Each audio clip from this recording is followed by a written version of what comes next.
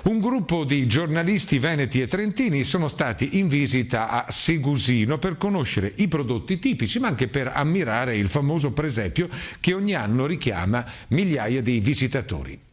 Un'iniziativa che si ripropone anche quest'anno per la seconda volta qui a Segusino, dove l'Associazione Regionale Giornalisti Agroalimentari e Ambientali di Veneto e Trentino Alto Adige siamo venuti a trovarci e visitare il presepio artistico, quest'anno dedicato appunto agli immigranti di fine 800 inizio 900, e a vedere le meraviglie del nostro paese e a degustare i prodotti tipici di Segusino, tra i quali primo fra tutti lo Szek, il formaggio tipico di Segusino, nato qui e che cresce proprio, che vive qui nel nostro paese. È una giornata iniziata con la visita al caseificio dove viene prodotto lo Szek, poi la visita al presepio artistico di Segusino, appunto dedicato all'immigrazione, l'auto pranzo a base appunto di specialità a base di Szek, e nel pomeriggio una visita a una cantina produttrice di vino prosecco di Valdobbiadene.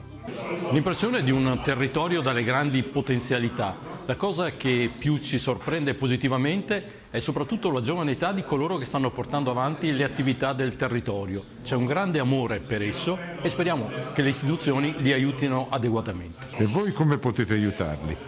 Noi siamo dei giornalisti, possiamo aiutare promuovendo questo territorio, lo facciamo ormai già dall'anno scorso. Devo dire che quella odierna è ormai diventata una simpatica tradizione. Il pretesto è il presepio di Segusino, ma è un'ottima occasione per conoscere anche le altre specialità del territorio segusinese.